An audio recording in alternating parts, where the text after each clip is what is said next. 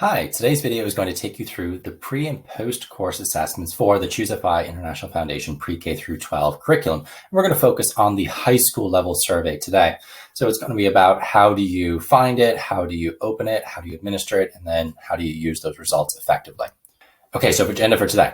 Why is this information important to me? So, why should I use the survey? How am I going to use it? And so on. Is it important for my administration, my school district, in terms of providing data and feedback about the course to my students and to anybody else who is a stakeholder at this point. And then just the mechanics of how do you get your survey, how do you assign it, some things to watch out for. And then I'm going to take you through each survey and show you what it looks like and what you're going to get from each of those, so the information. And then finally, how do you use those results to inform your teaching, or at the end of the course, how do you draw conclusions about your course from that?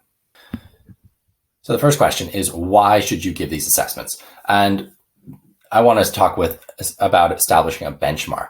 So the benchmark is going to be the very first couple of days, maybe not the first day of your class, because your students are still getting to know you and you want them to be comfortable sharing their knowledge and their background and that sort of thing. So I usually aim for day 3 in my class to give the survey. And it's going to be, what is your baseline? So where are we starting? And then when we measure again at the end, where do we finish? And then we can see, was there improvement or not? So this is your pre-test. So we all know that a pre-test is an important way to just figure out, okay, where is everybody currently?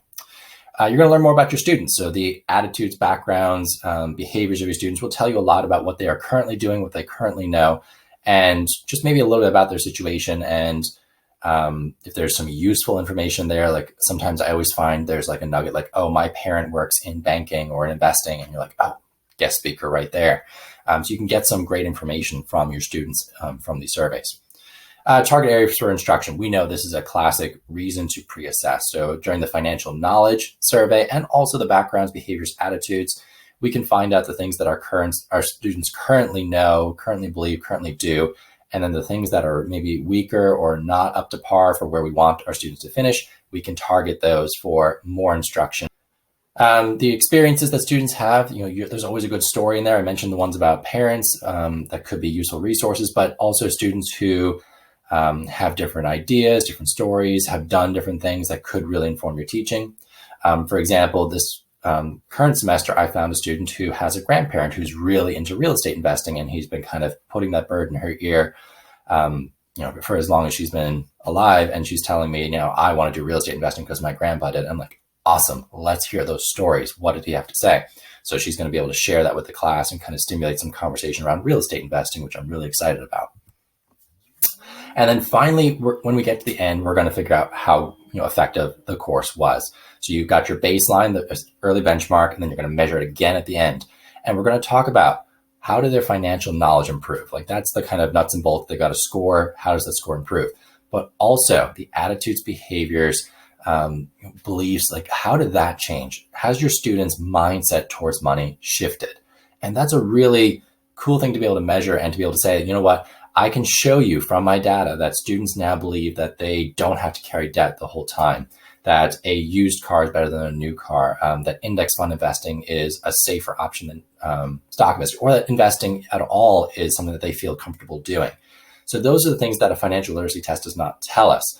And that's what makes our ChooseFI pre-assessments and post-assessments so unique and valuable in terms of figuring out, okay, how effective a job did this course and did I as the teacher do in their learning.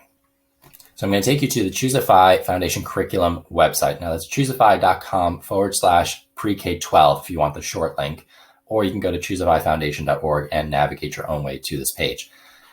At the top, we've got our Join Our Community. If you haven't joined our Facebook community already, I highly recommend you do so. We're going to scroll down to high school, since today's video is all about assessing high school. On the high school page, you've got the units at the top, but then at the bottom, under the Getting Started header, there is the student pre and post course assessments. If you click on that, it is going to open up this Google document that has all of our links built in. A couple of things. These are going to be Google Forms, and there's going to be a force copy link. So when you click on the link, it's going to ask you to make your own copy of the form. The reason for that is if you just used my link, I would get all your data and you would not get it. And of course, you want the data for yourself. Would love if you are willing to share the data that you get maybe at the end of your course. So if you found that the instruction you gave showed a big improvement, or you saw massive behavior changes or attitude changes in your students, we would love to hear that, because we want to be able to shout from the rooftops how effective financial literacy education can be. And in particular, if you're using the ChooseFI curriculum, we would love to be able to show that it has a positive effect on our students. All right, so when you get here, the video you're currently watching is this link right here. So this is how to use the assessments. You're going to have pre-course assessments, and then I recommend making a separate copy for the post-course ones. They're the exact same assessments, but you want to have like data for pre and then data for post, as opposed to using the same survey over and over again. So if you click on that, it is going to ask you to make a copy. So when you click make a copy, I'm going to switch tabs here. So click make a copy. You will get your own copy of the survey. So ChooseFI Foundation is the pre-course survey for financial knowledge. The other one is for the attitudes, behaviors, and mindset changes of beliefs. Each one takes about 15 to 20 minutes, depending on how quickly the students are going through it and how much they want to think about each question. So the financial knowledge one is scored out of 50. There are, I think, 47 questions, but some of them have more than 1 point involved. So they're like table questions and so on. This is the one where when you give it, you're going to be able to get some great information about what your students already know. And then the other one is going to tell you a lot about how your students think, how they believe, and what current things they have in place for their financial outlook. So do they have bank accounts? Have they started investing? Who makes financial decisions? How much money do they make? Do they have a job? And so on. Once you've got the form up and you've made your own copy, and maybe you've gotten rid of the copy of text and put it in whatever folder you want to, now it's time to assign this to your students. How you're going to do that? First thing, go into the settings and make sure that you have the settings the way you want it. So for me, I'm collecting email addresses because I'm also giving a small grade for students participating in this. So I want to know who actually did it. I'm not going to be trying to match up pre and post course data by student. I'm just going to do it by class, but the option is there if you wanted to do that. So you could say, okay, I can match the email addresses and see how the improvement happened for each individual student, or you can just do it by class.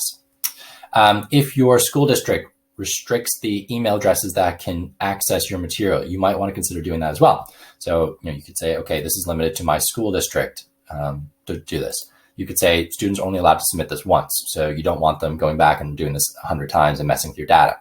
So limiting to one response can be very helpful in getting authentic data. No editing after they submit. And I typically don't let them see the results, just in case they would start sharing it amongst themselves. They can ask you if they want, or you can release the results maybe like a couple of weeks after everybody is done. It is a quiz in this case because it's a graded one. So the financial knowledge one is a quiz. The other one is not.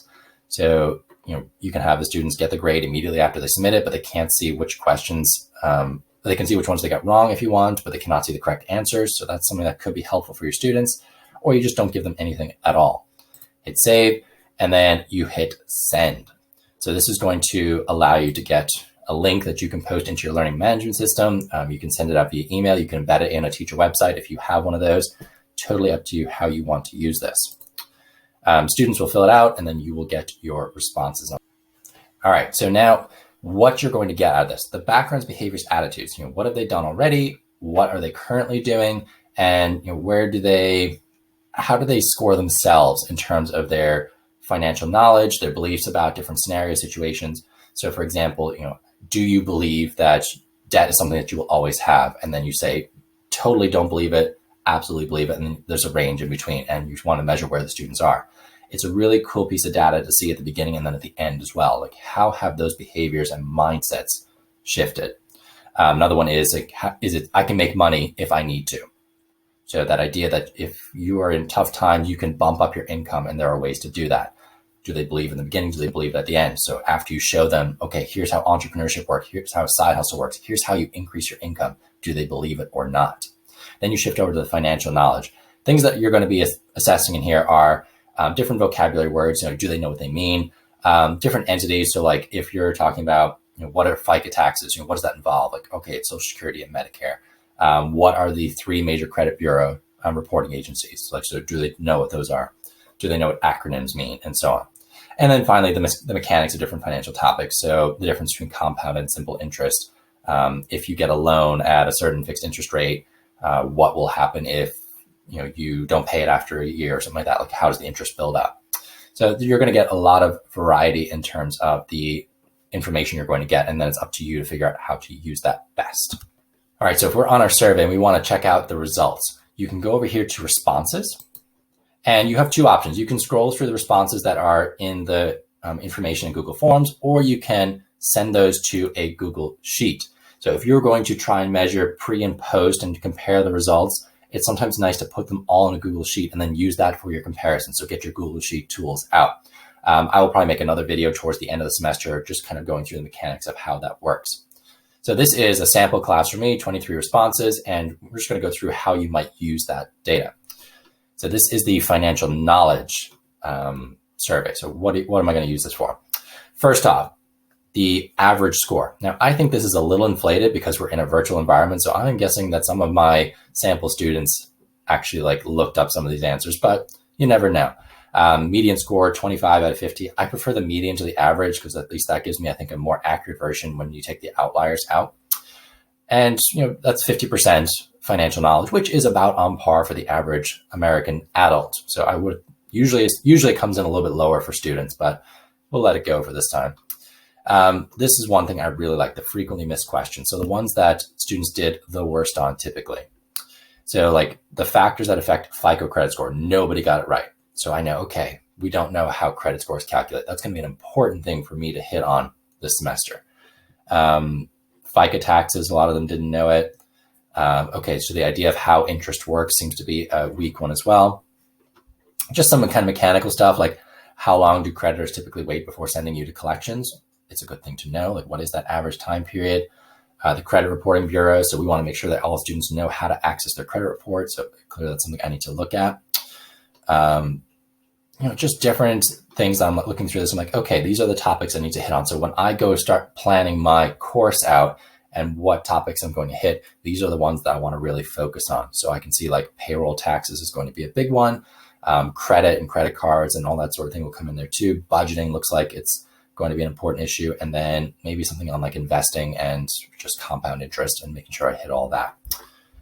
If you feel the need, you can go through individual questions and find, what are the answers that they were typically providing. So then you can say, all right, I know which of these questions I need to hit on and what was the common misconception for students. If we look at the other ones, so the behaviors, attitudes, beliefs. So some of the information you're going to get here, do you make day-to-day decisions on your money? So is it yes, no, I'm not sure. And we want to see that blue section increase in values. We want to see more students taking responsibility for their own financial decisions. Who's responsible in your household? It's probably not going to change from the parent, spouse, partner, whatever it is, but we want to see, does it change? So then some things that I always find interesting, if your car broke down, you need $1,000. So basically, do you have a $1,000 emergency fund? Can you come up with $1,000 if something comes up? Typically, this is actually a much higher no. There's a lot of, financially savvy students in the sample, but we want to see that no shrink. So we want to see students start to put an emergency fund in place while they're in high school. So they get to college, they don't fall into the credit card trap, or they go into career and they don't start borrowing heavily and find those financial pitfalls that catch a lot of adults, particularly when they're just figuring things out in the early 20s. So this one I like, how good do you think you are at handling money wisely? It looks like the highest score that was reported was a 7. Can I get that up to an 8 or a 9 by the end of this class? Or what's the average score here? That's a nice piece of data to have. How do people feel about their ability to handle money? All right, that brings us to the end of our video today. If you have any questions, please feel free to drop into our Facebook group and ask them. You can also check out our website, see if you can find any of the information there. You're also welcome to email us. So that is K12@ChooseFI Foundation.org. Thank you so much. Good luck with this upcoming semester.